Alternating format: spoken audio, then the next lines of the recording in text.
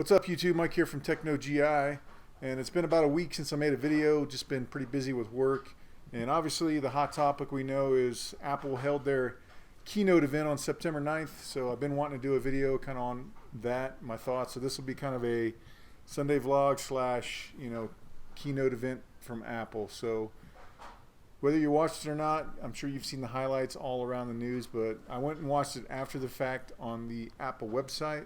And this was actually one I was actually fairly excited about. Of course, they unveiled, a couple new Apple Watch colors. Not a big deal. You can get now rose gold and gold with the sport model, so you don't have to spend 10 grand if you want a gold Apple Watch. Next, they talked about the new Apple TV, which was kind of underwhelming to me. It's just kind of like, hey, about time, Apple.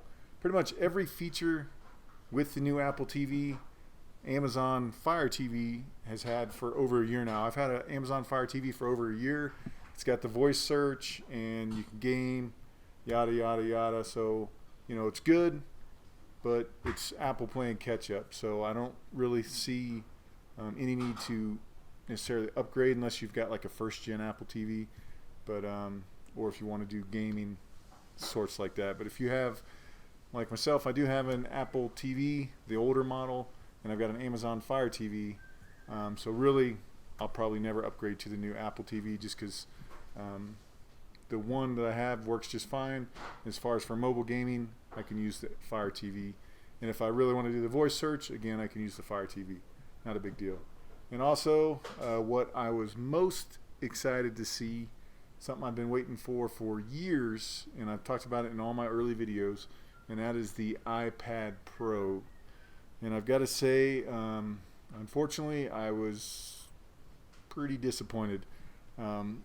Really, when it boils down to it, it's just a supersized iPad Air, which was a huge letdown for me. I don't know why they call this an iPad Pro.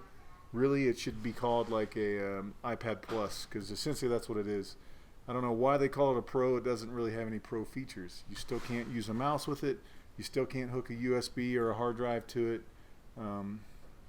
It's still iOS, so I don't know, I don't get it, and especially the price. So really, kind of the specs, if you go to the Apple website, it says iPad Pro, thin, light, and epic.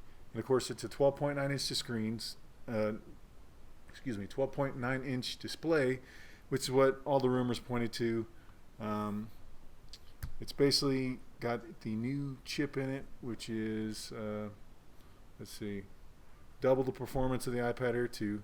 So it's basically the new A9 chip. Let's see, it's got improved touch technology, which they showed you during the demo. And as I'm babbling, I'll show the Apple Keynote videos up here, so you'll kind of be able to see it if you haven't seen it yet. It's got an awesome display. So, I mean, there are some positive things on this, but again, it's just a supersized iPad when you get right down to it. And of course, you've got the Apple Pencil, which I'll talk about. But yeah, it's an A9X chip, which is really a powerful chip.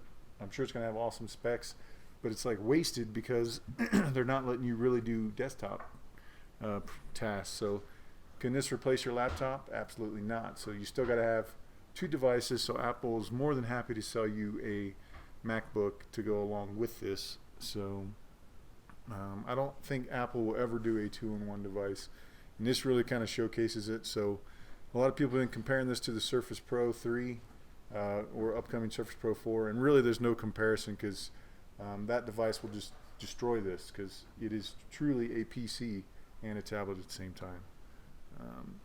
Let's see. So they improved the touch. It's supposed to be more touch sensitive. There's more productivity apps coming out for it. And they really targeted this during the keynote to artists, graphic designers. They were really trying to showcase the Apple Pencil. So let's see, it's pretty thin. It's just 1.57 pounds.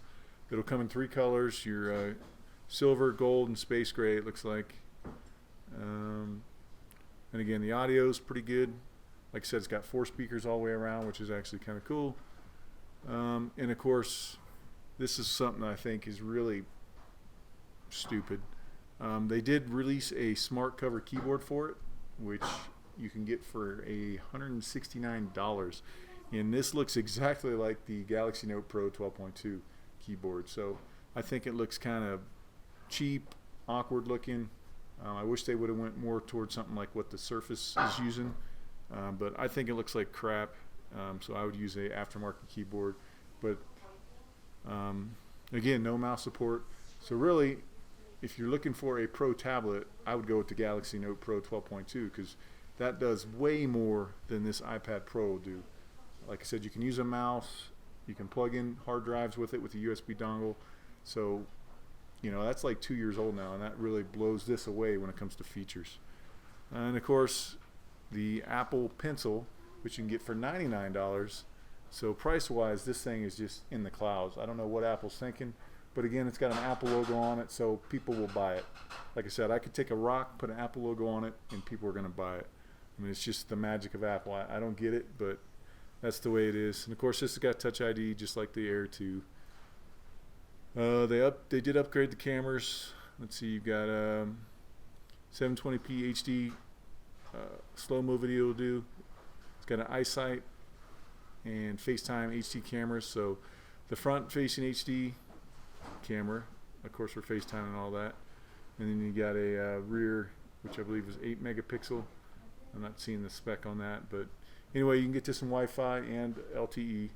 So of course, that'll add probably another $130 to the LTE model.